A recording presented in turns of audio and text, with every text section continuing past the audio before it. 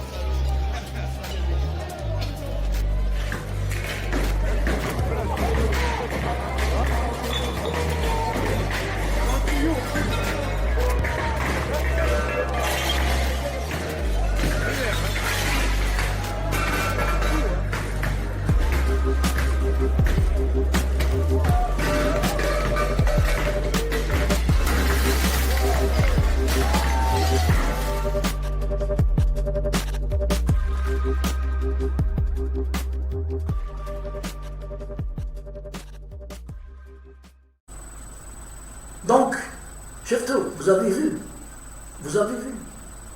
avec quelle sauvagerie les manifestants, tous habillés en noir, presque, avec des cagoules, pour ne pas être reconnus par les caméras de surveillance. Ça veut dire que c'est une sorte de préméditation, un complot. Et c'est vrai, c'est un complot, c'est des personnes qui sont qui ont des relations et bien sûr par les réseaux sociaux, ils se donnent rendez-vous sur les grandes artères de la capitale de Paris pour en même temps exprimer leur colère, deuxièmement saccager, casser et tout. Et cette fois ça a été très grave puisqu'ils ont brûlé des magasins et il y a eu un homme qui a failli mourir par le feu, si ce n'est l'intervention d'un sapeur-pompier. Et bien, figurez-vous que le sapeur-pompier a été pris en partie par les manifestants qui l'ont tabassé devant les gens qui gueulaient. et personne n'intervenait. C'est-à-dire les autres manifestants qui se prétendent des manifestants normaux n'interviennent pas. Ils ont peur des gens habillés en noir. Bon, ça va. Pour la France, quand j'ai dit les racailles menacent la France, c'est vrai, depuis maintenant plus de 30 ans, que les racailles ils ont leur propre loi et n'ont pas peur de l'État français. Ils n'ont pas peur. Pour eux, l'État français n'existe pas. Et quand il vient les emmerder dans les banlieues, ils ripostent. Souvent avec des armes à feu. Et ça va aller de pire en pire. Pourquoi? Parce que les policiers, les braves policiers de France, sont abattus, ils sont démoralisés. Surtout suite aux derniers événements qui s'est passé sur le Pont Neuf, où il y a eu un policier, un jeune policier, qui a, pour se défendre, il a usé de son arme, il a tiré sur un véhicule qui n'a pas voulu s'arrêter pour le contrôle. Il fonçait sur les policiers. Et, comme d'habitude, le pouvoir, les dirigeants français ne savent qu'une chose, sanctionner les policiers, qui sont chargés de protéger les Français, d'assurer leur sécurité, mais rien ne les protège. Les policiers, rien. Ils ne doivent pas faire de bavure devant des gens, des voyous, des racailles, qui, eux, sont capables de les tuer, de les brûler. Et vous savez ce qui s'est passé il y a 2 ans, où un véhicule de police a été pris à partie par des voyous et qui ont jeté un cocktail Molotov dans la voiture, et la voiture a pris feu. Il y a eu une policière qui a été grièvement blessée. Jusqu'à quand nous allons assister à cette décadence de l'État français, de Macron, expressément? Jusqu'à quand la justice n'accompagne pas les policiers dans leur travail, et en condamnant lourdement ce genre de racaille? Et donc, voilà que la France, pays des droits de l'homme, entre guillemets, qui ose donner des leçons aux pays des anciens colonisés, l'Algérie, la Tunisie et tous les pays d'Afrique, pas au Maroc. La Tunisie, l'Algérie et les pays d'Afrique. Quand il y a quelqu'un, par exemple l'Algérie, prenons le cas de mon pays, quand il y a des manifestants qui bravent l'interdiction de manifester et qui sortent dans la rue, malgré que c'est interdit, il y a une loi qui dit que pour manifester, il faut l'obtention d'une autorisation. Les gens ne veulent pas reconnaître l'État algérien. Ils se disent, nous, on ne reconnaît pas le président Tebboune, il est illégitime, et donc nous n'avons pas à demander d'autorisation. Et ils osent manifester. Et quand les policiers chargent pour maintenir l'ordre et les évacuer, c'est toute une chaîne qui démarre avec des vidéos et des photos à partir des Algériens, les nouveaux hackers qui sont ici, vers la France. Et la France amplifie. Alors voilà, qu'est-ce qui se passe aujourd'hui, et à Paris et dans d'autres villes, et ça va être encore plus grave dans les jours qui viennent. Il va y avoir le retour des Gilets jaunes. Et il va y avoir d'autres manifestations des ultras. Et vous allez voir que le régime français, plutôt non, parce que Macron et Brigitte ils sont protégés, ils habitent dans des quartiers où ils sont protégés, les ministres aussi, c'est les Français qui souffrent de ce désordre. Les commerçants d'abord, ceux que dans les magasins ont brûlé, les vitres cassées et cambriolées. Et les habitants dans les immeubles, où quand il y a le feu, il y a la fumée qui monte chez eux. Et vous savez que les Français sont des personnes très frileuses, pour ne pas dire fragiles. Donc quand ils voient des scènes de violence, ils sont marqués. C'est pas comme nous.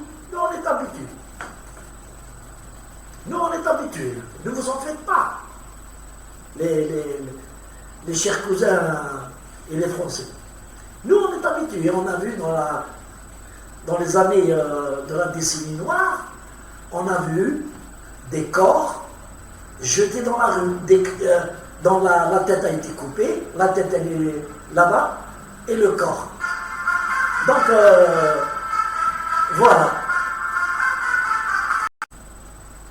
Donc, voilà, comme le dit si bien l'adage, qui sème le vent récolte la tempête.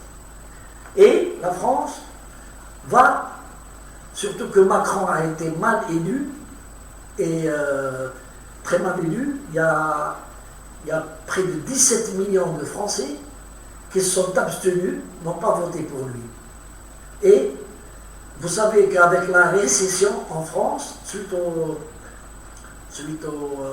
conflit russe, la misère va augmenter en France, le chômage aussi. Et vous allez voir qu'est-ce qui va se passer en France. Et moi je voudrais donner un conseil aux dirigeants français. Il ne faut pas être complexé. Vous n'avez qu'à signer un protocole avec les services de sécurité algériens et ils viendront là-bas à Paris et vous les chargez suite à un traité normal d'assistance sécuritaire. C'est nos policiers qui vont venir à Paris régler le problème des racailles. Avec bien sûr carte blanche. On ne parle pas de tir, pas d'armes de feu. Simplement avec les matraques et lacrymogènes. Et les policiers français vont apprendre comment régler le compte de ces racailles. Vous allez voir qu'ils ne recommenceront plus. C'est fini. Ils ne recommenceront plus. C'est moi qui vous le dis. Parce que nous avons des services de sécurité formés, c'est des gaillards, et ils savent traiter ce genre de trucs. Si il y a eu un flottement dans la gestion du Hirak, c'est parce que le pouvoir politique le voulait. Il voulait laisser les choses, les gens s'exprimer, en disant que bon, ils vont comprendre qu'il y a eu des élections, que Bouteflika il est parti, il n'y a pas eu de 5e mandat, donc l'objectif numéro 1, c'était pas de 5e mandat. Donc le président Tebboune a laissé faire pour le Hirak en disant, lui-même disait, le Hirak el-Moubarak. Donc il a dit qu'ils vont s'apercevoir qu'il y a une nouvelle élection, qu'il y a des réformes, qu'il y a des trucs qui vont se faire pour l'Algérie, mais ceux d'en face et les services de sécurité et Tebboune le savaient. Ils étaient animés par un autre plan. Ça ne les arrangeait pas de savoir que l'Algérie va faire des réformes, va se stabiliser. Non, non. C'était créer le chaos en Algérie. Et c'est après, juste après, que le président, quand les services de sécurité lui ont présenté toutes les preuves de la ramification et des connexions entre les gens qui animaient le Hirak d'ici et qui sont connus et des officiers officiels en France et des officiers non officiels entre la France, l'Angleterre, les mercenaires qui sont là-bas. Et comment l'argent circulait et arrivait en Algérie. Dès le moment que le président Tebboune a vu le dossier avec des preuves, des virements, ceux qui ont bénéficié, des écoutes, des reconnaissances de certains, il a décidé. Il a décidé de laisser travailler les services de sécurité en utilisant la seule arme légale, c'est la loi. Et la loi disait que pas d'autorisation, pas de manifestation. Pas d'autorisation pour manifester, qui demandait, donc pas de marche. Et donc l'avant-dernier, avant la mort de l'Irak, les gens disaient, nous, on ne demande pas d'autorisation. On marchera. Et ils ont trouvé des gaillards qui les ont empêchés. Ils les ont dispersés à coups de bâton. Simplement. Moi j'ai vu les vidéos, ils les ont ni frappés ni rien. Ils les ont dirigés comme des moutons sur l'allée de la moutonnière, c'est-à-dire la route qui mène pour sortir d'Alger. Et ils les ont évacués vers Alger, à la sortie d'Alger. 7 jours après, le vendredi d'après, ils sont revenus. Ils ont trouvé un autre système. C'est-à-dire, tout regroupement, parce qu'ils sont venus avec des drapeaux cachés du MAC, et se faufilaient dans les ruelles pour atteindre la grande poste. Ils étaient bloqués juste avant d'arriver sur la rue Michelet et embarqués. Ils n'ont rien compris. Il y avait des fourgons, et les policiers du GOS, du GOAS, embarquaient les gens qui venaient pour manifester directement vers des lieux, une sorte de centre de tri, pour connaître. Et le contrôle qui s'en est suivi a démontré comment ils sont venus, où ils ont couché, par qui ils ont été hébergés. Et c'était le dernier jour de l'Irak. La France devrait prendre exemple de l'Algérie. Vous savez ce qu'a dit Pascal, philosophe connu. Il a dit, plutôt l'injustice que le désordre. C'est-à-dire plutôt l'injustice de policiers qui matraquent les manifestants que le désordre quand nous voyons ce genre de vidéo. Allez, bonsoir mes amis, salam alaikum, et l'yom donc Roud wal Eid, saha alaykoum.